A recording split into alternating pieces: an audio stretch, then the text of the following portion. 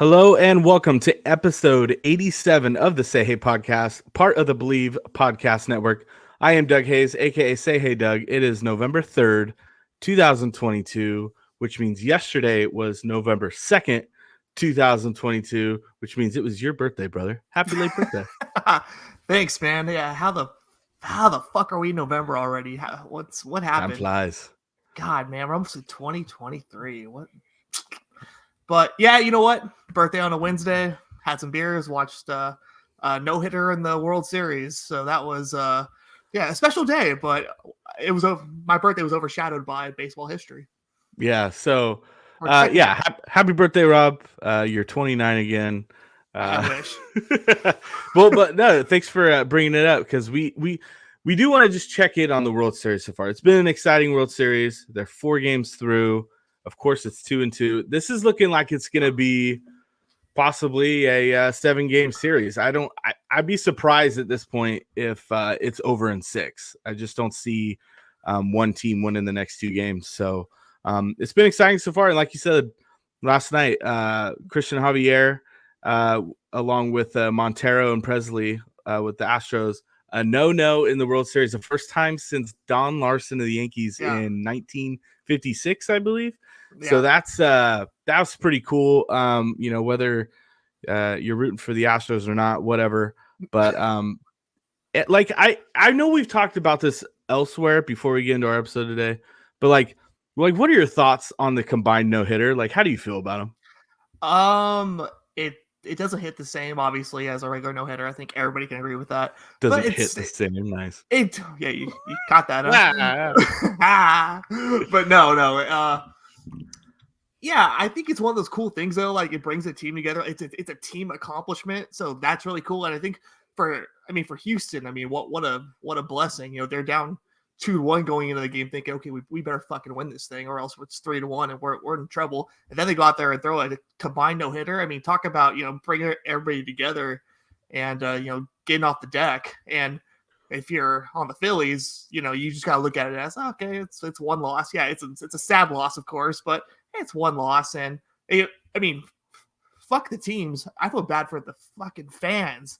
They're probably drinking, get ready all day, and just. Who the hell knows how much those World Series tickets were last night? And to see your team go get fucking no hit, Jesus Christ. Can you imagine that? At least you got to witness history. Yeah, I guess. But yeah, save the ticket stub, yes. But it is impressive, though, because this Phillies lineup has, overcome so many adversities this year. I mean, they do the manager change early in the season. Rob Thompson comes in, and they not only get to the playoffs, they get to the World Series, and they're very much in this thing to win it. But they've had bullpen questions. They kind of righted that ship throughout the year. Yep. The rotation has been good enough, especially behind Nola and Wheeler. It's been exciting to follow, and But what I was gonna say is it's impressive what Javier and the Astros did last night, especially against like Bryce Harper is like hotter than anybody right now, swinging a baseball bat, and they tamed that entire dangerous Philly lineup to nothing. That's impressive. So to answer my own question, it's not the same as a regular no hitter from innings 1 through 9 with the same guy. I get that. I totally agree with it. But it should be recognized. Like it should be kind of like a no hitter of its own. It's a different category. But yeah, impressive stuff for sure. Yeah, I think all things considered, the combined no hitter probably helps that team a little more than some guy going out there and just dealing by himself. Yeah, just all things considered, brings everybody together, and I don't know, they'll probably get fucking killed tonight. So it'll take everything I'm saying and blow it all away. Yeah, but pulling him out early, too, it could give Dusty Baker the opportunity if they need to go to Christian Javier, like in Game 7, somewhere in the middle innings. He's probably available. So yeah, for sure. That's it. So we thought we'd mix things up today. Last week, if you didn't listen, go listen to episode 86. You can find all of our shows at believe.com. That's BLEAV.com, or wherever you get your podcasts. And don't forget, we're on YouTube. We kind of focused on what the starting rotation could possibly look like in 2023, and we're going to get back into That in the next episode, I believe we'll focus more on the bullpen, and then we'll talk bats in a couple episodes. But want to break things up. We haven't done a mailbag in a while. Kind of plug Giants Chatter here. If you're not on Giants Chatter on Facebook, go join. It's a thriving group. Even in the off season, we're pretty active. It's ran by myself and Rob and 6 other great admin guys. We're a different kind of unique Facebook group when it comes to like a baseball team, but we're very active, do a lot of live streams and stuff. But we're answering questions. Most of these, in fact, a lot of these came from there. So we wanted to just answer some questions from, again, we're not professionals, we're fans. So other fans' perspective on what we think this offseason could look like for the Giants. So Rob, are you ready to jump into some questions from our friends at Giants Chatter? Absolutely. And if we say it, that does not mean it's going to happen. It absolutely means it's going to happen. All right, so we're going to start off our buddy, if I can click this right, thank you. Our buddy Thomas, Thomas Lang on Giants Chatter Facebook. Thomas, thank you for your question. Who is the best outfield target not named Judge? Would you like to take this one? Well, I'll go too, but you go first if you want. All right. God, I mean, there's some good ones out there. Brandon Nemo, I believe, would be a really good fit in San Francisco. I just kind of starting off there, just because I think he's one of the few outfielders out there where the Giants could sign him and Judge together, and where they could not absolutely go poor trying to get them both. That's one right there. Who do you think? Well, I was kind of looking over the available guys before we hopped on here, and Brandon Nimmo is like very much the number one outfield guy outside of Judge, I would say. I mean, he had a really good hitting year, 16 home runs, 64 RBIs, stole 3 bags, doesn't strike out much, 10.5% of the time. I'm sorry, that's his walk rate. His walk rate's 10.5, which is decent, but still not good. A ton of strikeout though. 17.2% K rate, which is not bad. And he had a 134 weighted runs created plus in 2022 in New York. Just like based off the rest of the names, there are not a lot of big name outfield free agents heading into 2023. Yeah. I would say it's like Judge, Nimmo, and then there's some other guys, a couple other guys I looked at. Andrew Benintendi is a free agent. He had a good year, was an all-star, got traded from the Royals to the Yankees, finished second half of the season in New York. He had a pretty solid year. And then, you know who's like third on my list? This is how thin it is, in my opinion, at least, is Adam Duvall. Yeah. And like he had like not a fantastic year in Atlanta. Yeah, he was hurt. But I wonder if he'd be in it. Like, say the Giants did pursue him. I wonder if he'd be, an option that could play, left field, and then he could be like the new platoon guy, since I'm sure they'll still want to do some platoons. Yeah. Because he hit lefties okay in 38 games against lefties, 73 at bats. It was a low average, 233, but he did have 6 home runs and 12 RBIs in that span. So the power is still there. He just missed a lot of time in 2022. In fact, I think he only played in 115 games. So did miss a good chunk, but a lot of power there. Obviously started with the Giants. So yeah, I'd say Nimmo, Benintendi, and then probably Duvall after Judge, of course.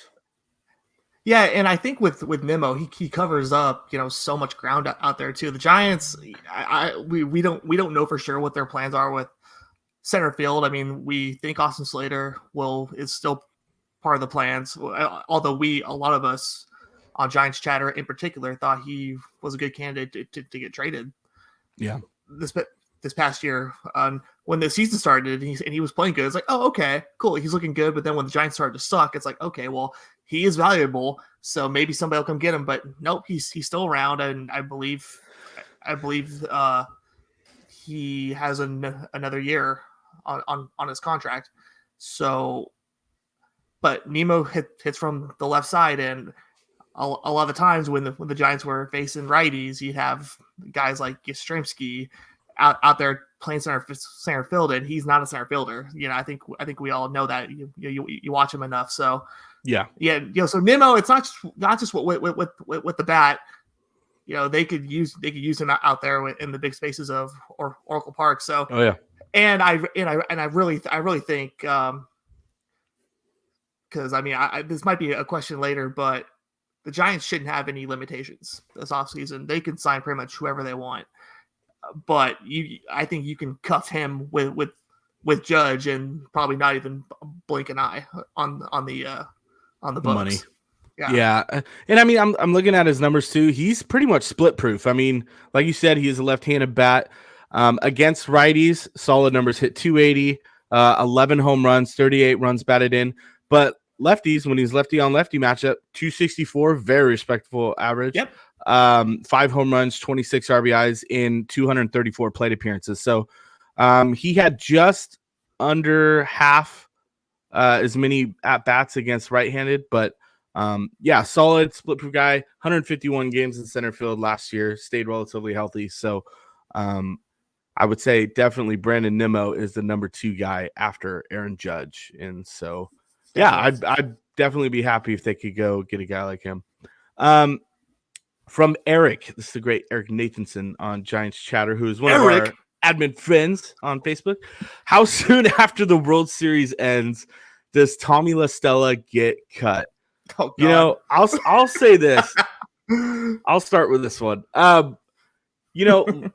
When he signed after 2020, he signed that 3-year deal with the Giants.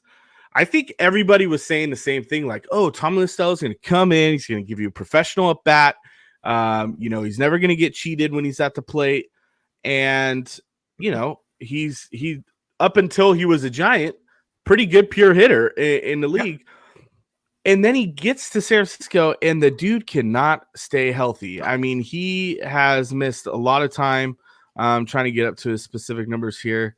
He played in 76 games last year, 2021. And then 2022, he played in 60 games. So he missed 86 games, and then he missed 102. So he's missed 188 games in 2 years with the Giants. And then when he is on the field, it's not that great. And so he signed a 3-year deal. He got $2 million his first year. It's an escalating deal. 5.25 this last year in 2022.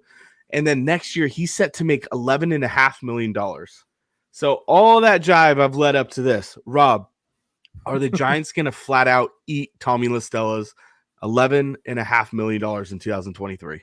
Oh, God. I don't think they will, but they should. The Giants have kind of shown us, or at least under Farhan, they're willing to wait out these investments. I don't think they're willing to cut ties with him immediately. I think they love what he brings to the table when he's active. Like you said, he doesn't strike out a lot. He puts the ball in play. That's all that cliche bullshit. Every at bat like it's his last. I know. Believe me, and you need guys like that. But man, he's making a lot of money to do absolutely nothing for this team. And minimal. Yeah, and we joke about Wilmer Flores over the years, kind of always looking like he's hurt running to first base. Tommy La Stella, he can't even do that because he can't run at all.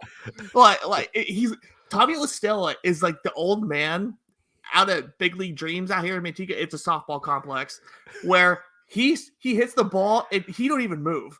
It's like he hits the ball in the gap and he hobbles his freaking crippled ass over to first base, and then he does this and some guy comes out and runs for him. That's Tommy La Stella. Hey, and it's like, dude, but you're not even out of shape. What's going on? It's it's my knee. I messed it up back in high school or back in college. Tommy La Stella is that guy on the Giants. But to answer Eric's question, I don't think they're going to cut him because they haven't shown us that that they're willing to part ways with somebody that they're actually paying. Maybe aside from Jake McGee, they cut him midseason and he was making decent money. But they should cut him because you can replace Tommy La Stella literally with anybody. who can stay on the field. But and this is really hard for me to say too, because I really wanted the Giants to sign this guy a couple years ago. He was on mine and yours. He was on mine and yours lists. I think both of our lists of guys that we want the Giants to target, and it just hasn't worked out. It fucking sucks. Rob,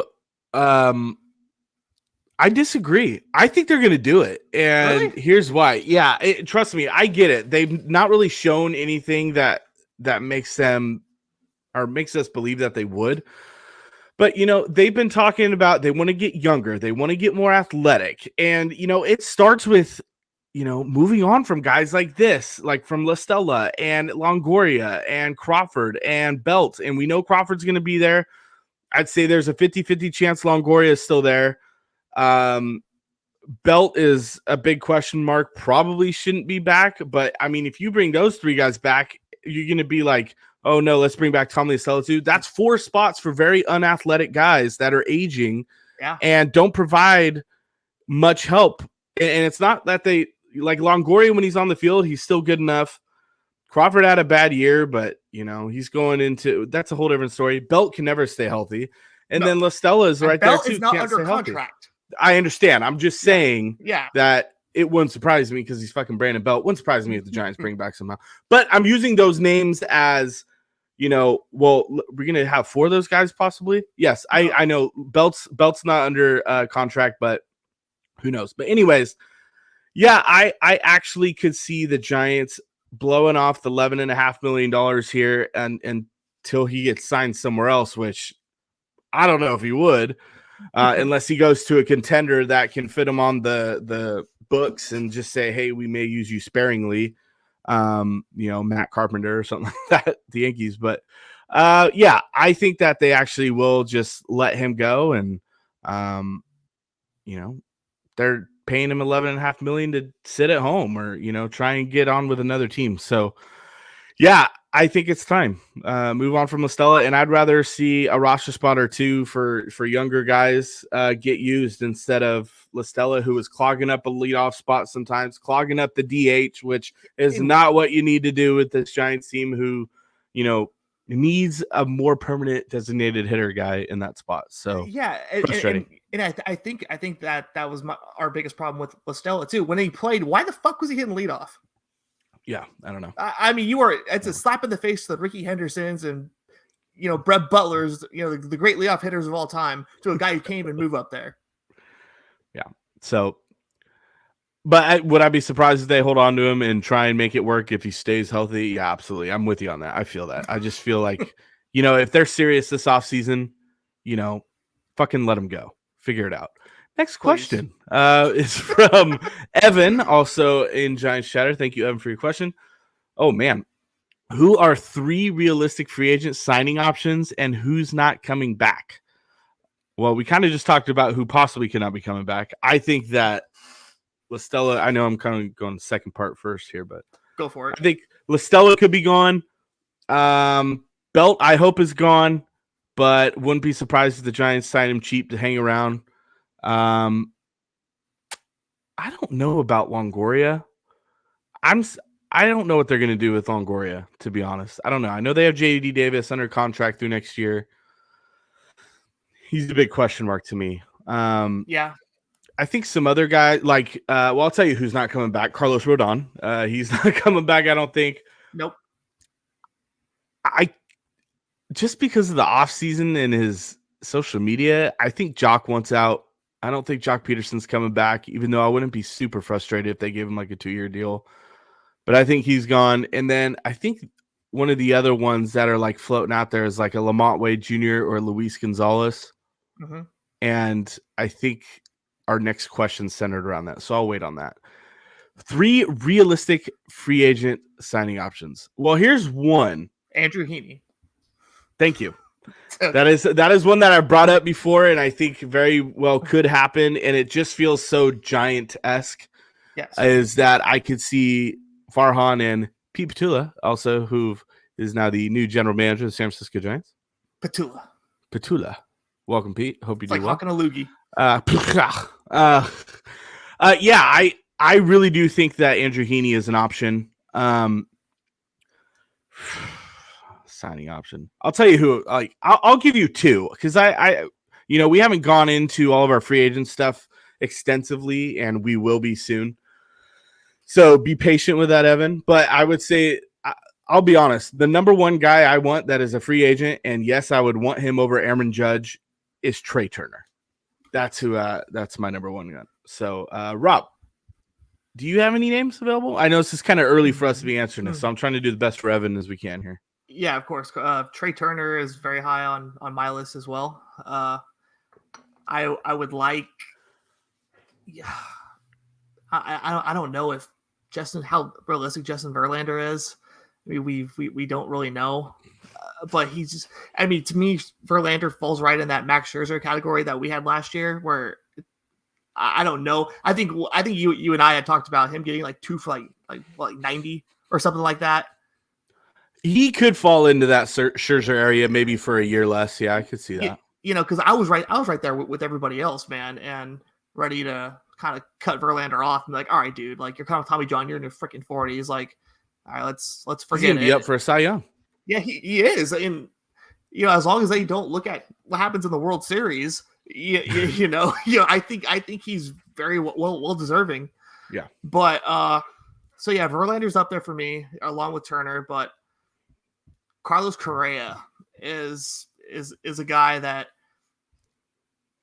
I think not as likely as Trey Turner. I think Trey Turner's overall game fits Oracle a lot better than Carlos Correa's, but Carlos Correa, if he would be willing to play third base for like a year, yeah, to get Crawford out of here. Crawford, and hell, I mean, or talk Crawford into get off the shortstop. Who the hell knows if that's what you have to do? Because Crawford's playing one more year, guys. And that's all it's gonna be. But Carlos Correa could be, a 6, 7, 8 year contract out here. It's just like Trey Turner. So he's part of the future. Brandon Crawford's not. So I'm willing to move Brandon Crawford off that spot if that's a breaking point for Carlos Correa or Trey Turner for that matter in coming to a San Francisco. But I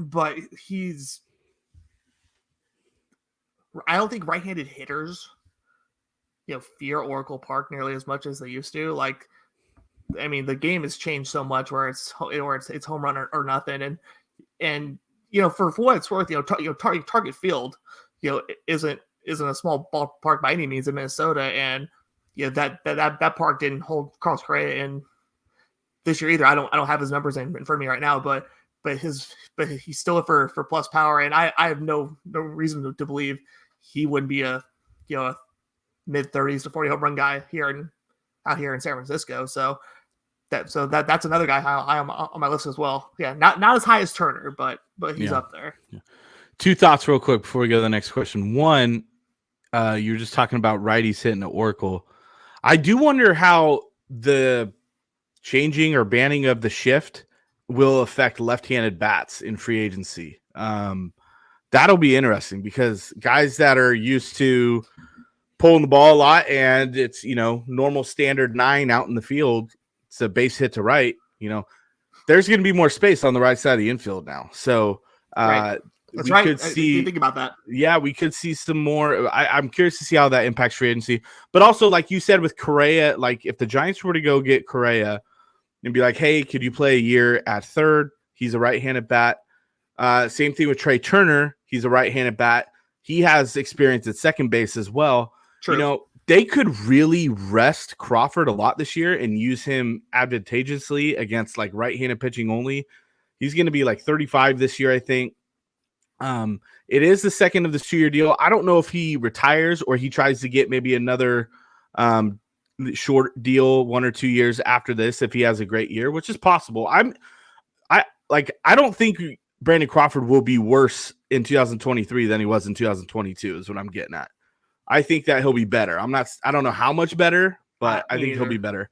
But yeah, if you were to get a Correa or a Turner and bring him, it's not like, oh, well, we already have a shortstop. Well, no, maybe you could play Brandon Crawford at short for 100, 110 games, keep him fresh, have him really, predominantly just face right-handed pitching. He could be successful. And then you put Crawford or Correa's slowly declined defensively over the years, but he's still pretty damn good. He's got a rocket arm. Yes. And then Trey Turner is, can cover everything with his speed. You can put him at short too. So just don't think that the Giants are going to, shy away from signing one of those big shortstops. There's Correa, there's Turner, there's Xander Bogaerts, and there's Dansby Swanson, all free agents in this upcoming offseason. The Giants will be in on at least one of those guys. Trust me. And just because Marco Luciano, who, we're big shortstop apologists, guys, for Marco Luciano in the Giants farm system, yes, that won't prevent them from, going after one of these big names. Giants hopefully are like, hey, we're going to find a way to compete and win now. And, if they're serious, they're going to go after like an Aaron Judge or a Correa or a Turner. So, yeah. Well, and also, I don't want this to sound like it's like this, like a lazy answer, for Evan, but every guy on the board right now should be realistic for the Giants. Like Absolutely. Every guy, I mean, they are paying nobody. Like nobody on that team is making any money, and I want to say, they're damn near top 5 in overall revenue every single year and ownership money. Like they should be able to go out and sign pretty much whoever they want. They just got to be willing to do it and pay a little extra playing out here in California. That's usually what it comes down to. That's what the Padres and the Dodgers do. So everybody's realistic in my view. Yes, I agree wholeheartedly. Next question. This is why I kind of wanted to slow down on Wade and Gonzalez. From Chris, the great Chris Corbett on Giants Chatter. Which one of Lamont Wade Jr. or Luis Gonzalez will not be on the team come spring training? Rob, you look excited, so I'm gonna let you go first here. I'm not excited because I wish they both be on the team and kick ass, but that's not going to happen because I think Lamont Wade is going to find himself off the team come spring training. Just too much of an overhaul, from the left side, in the organization right now. As bad of a year as Mike Yastrzemski had last year, at least that motherfucker played. Lamont Wade couldn't. At least he played, and I'm one of those old school dummies. I like to say that the best ability is availability, and that's why I go back to Tommy LaStella. I wish I wish the Giants would cut him. I don't think they will, but I wish they would. But I digress. Wade, the problem was with him. He had such a strong 2021. He all the clutch hits, and he got Giants fans where they were the most vulnerable, right in the feels. Yeah, and all the late night Lamont bullshit. He got his own bobblehead, man. The guy only started like half the year, and he was a platoon guy. A platoon guy got his own bobblehead in Major League Baseball. So fitting for this season. How did we get here? First of all, but yeah, it's just. But his injuries go back to his days in Minnesota as well. So it's just this goes back, and yeah, I know Luis Gonzalez. He had surgery a couple years ago. One of the main reasons he was available for the Giants to get up in the first place. The White Sox said, okay, well we can't wait on him, but I feel like Gonzalez. I mean, if you look past his base running gaffes and all that shit, and like just the dumb shit he did. All the tools are there for him. I don't have his strikeout rate in front of me, but he didn't strike out nearly as much as a lot of the guys on the team. Like the Giants struck out as a team so often, but Gonzalez has all the tools, and I think the Giants moved him around a little too much last year, playing right field, left field. I mean, coming into Oracle Park and playing right field your first year, that's a tough gig. That's the toughest right field probably to play in all of Major League Baseball. And I felt like the Giants moved him around a lot last year, and he got a little overwhelmed because he knocked all of our socks off right out the gates, and people were talking about him being a Rookie of the Year candidate. Back in May. So yeah, if I had to pick, I would say Lamont Wade is more likely to get dealt around spring training. Just yeah, just because of Yastrzemski and Gonzalez having a little more upside in my eyes, and we don't know what they're going to do with Jock Peterson. I know they'd like to bring him back, but like as you alluded to earlier, you don't think he'll come back. But it's up in the air. But I think Wade is just kind of in the way right now. I'm going to base my reasoning on the see it, believe it when I see it kind of model that we've been touching on. If the Giants go and bring in Aaron Judge and Brandon Nimmo, then sure. Yeah. These guys will be forgotten commodities. But like I said, until I see that, I don't. And I am going to say that I think one is on the major league level this year, and I think the other one is in Sacramento. And the one in Sacramento is going to be Luis Gonzalez because he has an option. And the Giants exercise these options. Lamont Wade does not have an option. And although he was hurt a lot this last year, did not play great a lot. He appeared in 77 games. He still hit 8 home runs, which, if he stays healthy, he's probably going to be floating close to with the 18 that he hit in 2021. His number, he did not have a good year. Trust me, he was not healthy and he was not good. But he's 28 years old. I think the Giants like having the left-hand platoon option. And in a perfect world, Lamont Wade plays 2 to 3 days a week max, and he pinch hits for you against the right-handed arm out of the bullpen late in the game. On a good, competitive contender, that's what Lamont Wade should be doing. He's not getting paid a lot. I think that he's going to be on the 26-man roster on opening day unless the Giants go out and sign a couple of big-name outfielders. But there's no harm in putting Luis Gonzalez down in Sacramento, get things right. He showed spurts last year. Number one thing from Luis Gonzalez I want to see, it's not even physical play. Learn the fucking game, dude. You are awful on the base paths. You made so many mental errors throughout the season. We could live without the huge power from you. You put the ball in play. You can move. You're athletic. You're not fantastic defensively, but nobody is on this Giants team. Yeah, get in line. So yeah, I don't think they're just going to give up on Luis Gonzalez. He could be a guy that starts off hot in Sacramento, and maybe he's up by June, kind of like last year when he was up by May. So I think that both guys will be an organization. Wade stays up, Gonzalez goes down. Yeah, you make a good point about the option and this front office's willingness to exhaust all those options until there's none left. That's a very good point. But let me ask you this: of the two, who has the higher ceiling? Higher ceiling? God. I mean, if it's tough to tell because we know what Wade is capable of with 2021, and God, if he did that again, that'd be fantastic. Oh, but sure. Who knows if he can do it again? I think athletically across the board and health wise, probably Gonzalez is better option all the way around. But the original question, if I had to pick one to be on the major league roster, I'm probably going to go with Wade Jr. And surprisingly enough, because before this last season, he was going to be one of my disappointing guys this year, and I was kind of right, but I can't really brag about that because he was hurt most of the year. Yeah, it doesn't really count. Yeah. So, but yeah, if gun in my head, if I had to pick one for next year, I'd probably lean Lamont Wade Jr. Yeah. Good question, Chris. Oh, Canada. All right. Last question from the great Daniel Rockshar, the Rockstar. Mm-hmm. Will the Giants pull off a trade to add an everyday player to the roster? Man, this is a good question. A trade. Okay. Well, that is something that we've kind of heard a little bit. The Giants could make an offseason trade, to bring in. Now he gets specific, an everyday player. I don't know. I think who's out there. they have prospects that they can move on from and some of those tweener guys that are on the major league level roster that are under control, not getting paid too much. Like we just talked about, like Lamont Wade Jr. There's Mike Yastrzemski, Tyro Estrada.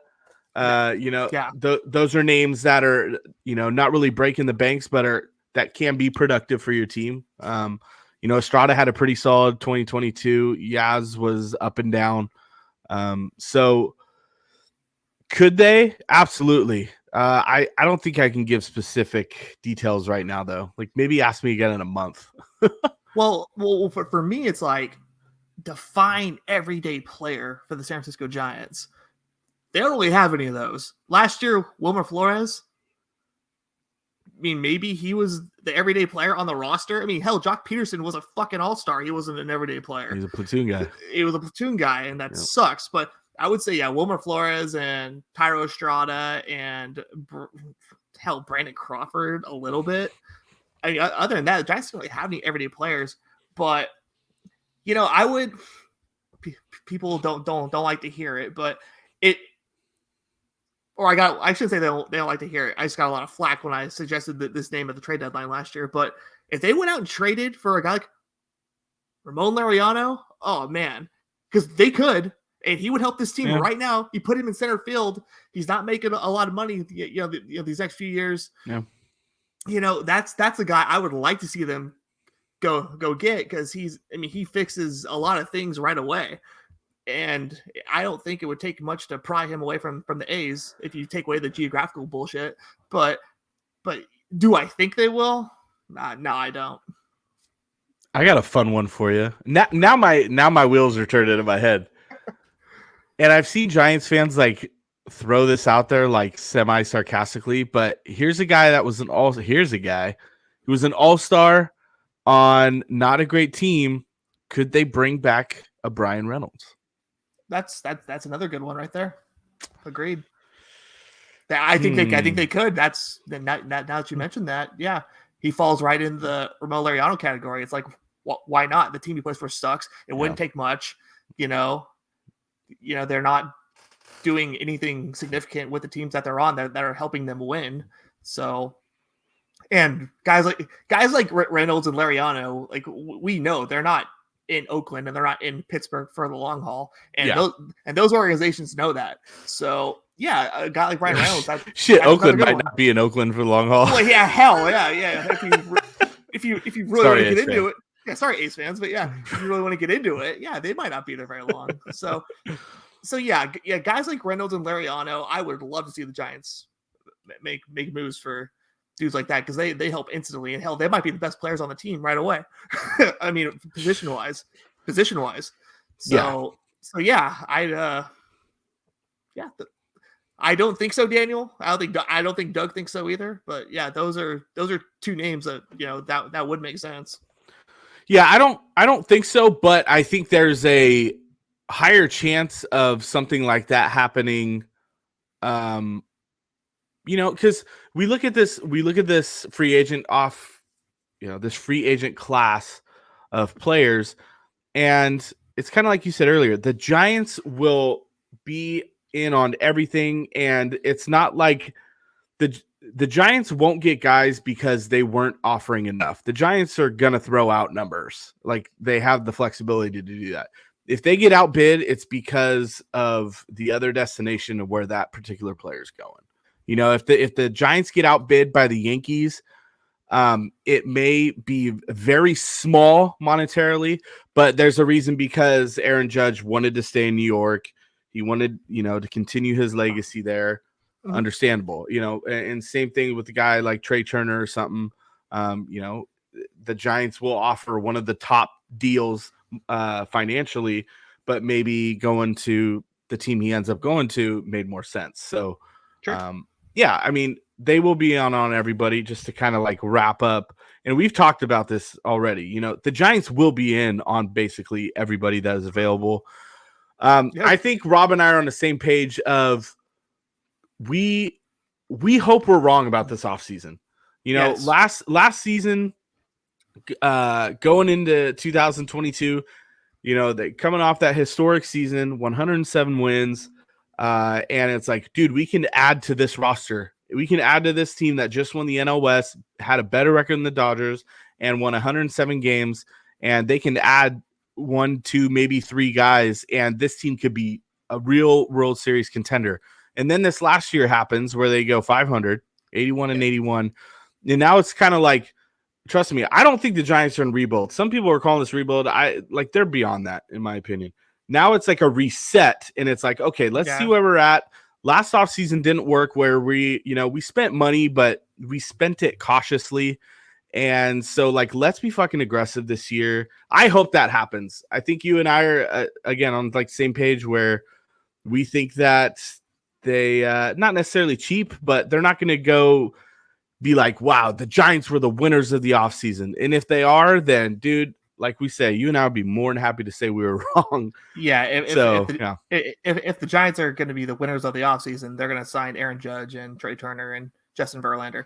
But that's not going to happen. I don't think all that's going to happen. You know, if you've been listening, yeah, we don't think they're going to sign Judge, and Turner is a lot more of a possibility, and a guy like Verlander possibly too. But yeah, I think after 20, like you just said, after 2021, they were better than the Dodgers, had a better record. They lost in the playoffs, but they weren't aggressive in improving the team. They just said, "Oh yeah, let's run it back. You do it again." Yep. Didn't work. 81, boom. We're sitting at home watching Verlander and the Astros and Harper and the Phillies. You know, play stupid games, you win stupid prizes. So this offseason, like you said, I don't think they're going to be winners of the offseason, but I think they're going to be a little more aggressive because I think, putting butts in the seats and, depends on it. I think it comes down to that as well. Rob, last question. How does the World Series finish? Oh, fuck. I'll go, God, despite his shitty record in the World Series, both are shitty records if you count Verlander. I'll go with Dusty and these guys to pull it off. It's 1-1 right now in the first inning. So already exciting. I hope I haven't been too distracted watching. It's not 5-0 like it has been in every other freaking game. Yeah, exactly. like Houston. Think about this. Houston has had a 5-0 lead in 3 different games. Like what? That's crazy. That's crazy. What the fuck is that? So I think it's not really debatable at this point. I think Houston is the better team, but the better team don't always win. So I think Houston finds a way, probably in 7. But God, it's gonna go. I don't think we're gonna see another 5-0 game from here on out. A 5-0 lead for either side. That's not a bold prediction, but that's what I'm going with. I am gonna go Phillies in 7. I think the Phillies win tonight. This goes back and forth. The Phillies win tonight. Astros extend it in Game 6 back in Houston on, what would that be? Saturday, and then Sunday would be Game 7. And, I'm pretty sure that the Phillies are going to be able to throw out Nola and Wheeler again. So right. I'm gonna go with them, and I'm gonna go with the hot bats. I know they got no hit last night, but that's obviously not happening and not gonna happen again. They got a hit tonight. I think Bryce Harper is a man on a mission. I think he's gonna win the MVP of the World Series. Phillies in 7. That you're welcome for your after 4 games and 1 inning assessment. So, yeah. Okay, but so Phillies in 7. I got Houston in 7. So there you go. Yeah. Look at us disagreeing. Look at us. Yeah, so hey, make sure believe.com, listen to any episode you want of ours.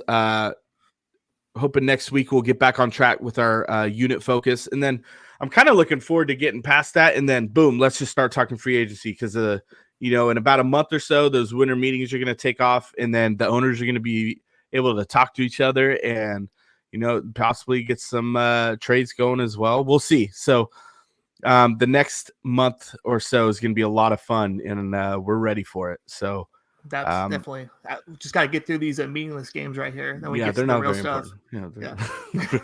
For Say Hey Doug and Say Hey Rob, until next time, thank you for joining us on the Say Hey podcast. Go Giants. Go Giants. Say hey, say who, say Willie, say hey, say who, swinging at the plate, say hey.